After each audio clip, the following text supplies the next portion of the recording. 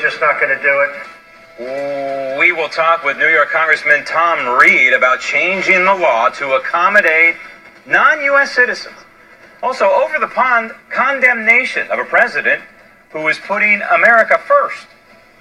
A range of issues that I'll be discussing with President Trump, a range of issues about our shared interests, and I think it's important that we welcome, we make sure that when we see the President of the United States here in the United Kingdom, we're able to have those discussions. That means that when we disagree with what they're doing, we say so. Also, the Obama administration's cybersecurity expert spills the beans on Russian meddling. Plus, stop the tape, diminutive Dick Durbin and his phony crocodile tears for illegal invaders. And now the infants, the toddlers, the little boys and girls ripped away from their mothers' arms at our borders. The administration tries to hide these images. Plus, the Trump Commerce Secretary makes the case for using tariffs as a geopolitical bargaining chip. Stand by. The doors to the newsroom are locked and the PC police are not getting in, so sit back and relax as we unfold today's edition of the Daily Ledger.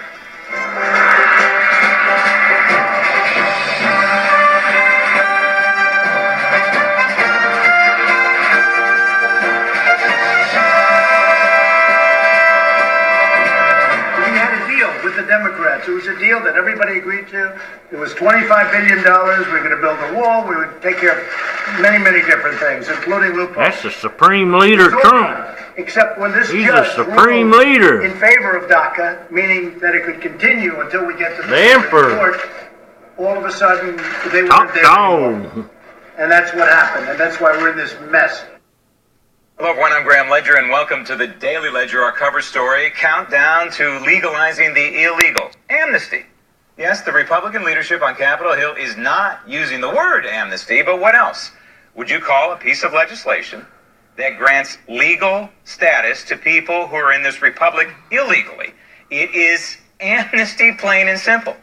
Of course, to those rabid Democrats heckling the President of the United States, nothing short of open borders will do. They are radical anti-constitutionalists.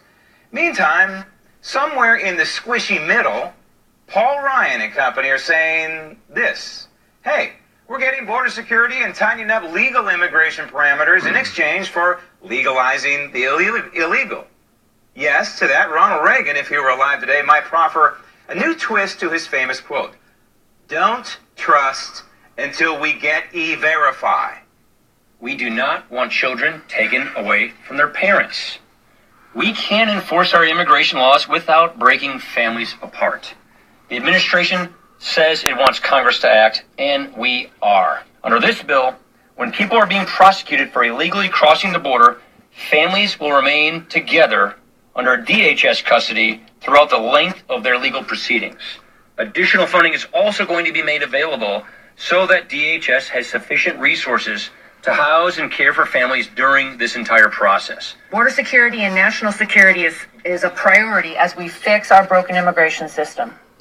And let me also be very clear. I do not believe that the government should be separating families and children at the border. And I'm encouraged by what our members put forward to ensure that we stop the practice of separating families, we keep our border secure, keep America safe, and find a DACA solution. We're a nation that embraces immigrants. We let in over 1 million people a year legally today.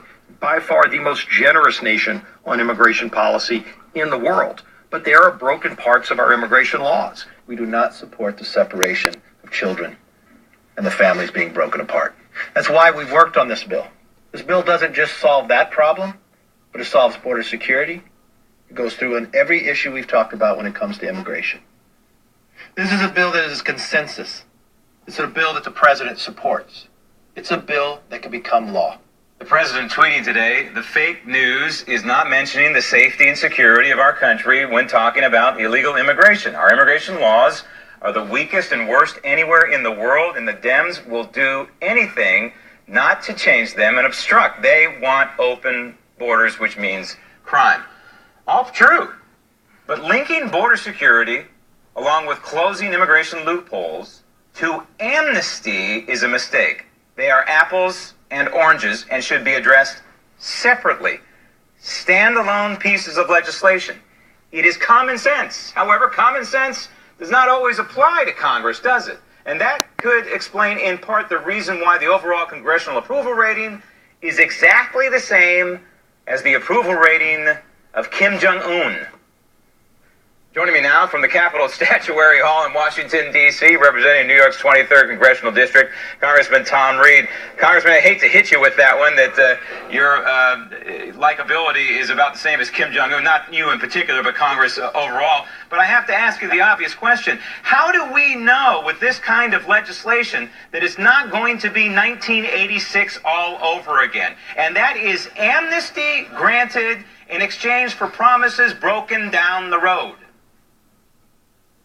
Well, I think the critical difference is we appropriate the money up front. That means we authorize and spend the money on the wall, on the border security measures, before any type of relief to these dreamers goes into effect. That, to me, is the critical difference from 1986 to today. You get the money up front, and you solve the problem as that money is deployed at the border. Well, the way I read the thing, and correct me if I'm wrong, the future Congresses can take that money away and not necessarily appropriate it. It is not all front-loaded.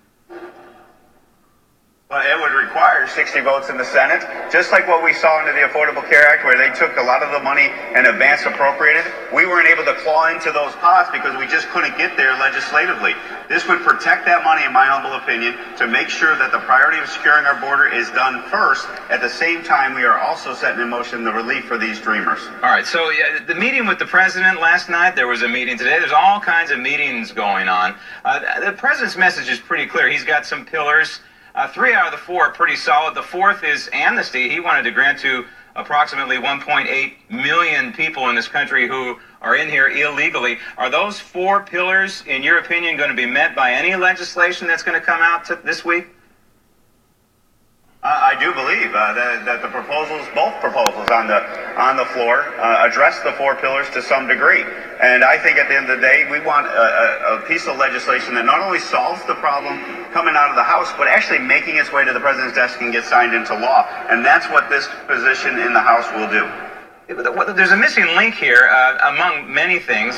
You can be critical of this legislation, at least the one I'm reading, the compromise. For example, no E-Verify. E-Verify could be argued as the singular device, possibly, that we can do, a proactive tool in this country, to curtail the magnet that the United States is for illegal immigrants. Why can't you put E-Verify in this legislation? Now, that is something, obviously, I would like to fix the entire immigration system. I think it's due time in order for us to do this. But when you start going down that path and you put more of these issues into the pieces of the pie, it just kind of falls apart in regards to the coalition of getting people to get to 218 in the House. It's difficult enough to solve this limited problem that we're dealing with at the border, and the lack of the wall, the lack of the security, and also these dreamers and these kids that are being separated from their families today.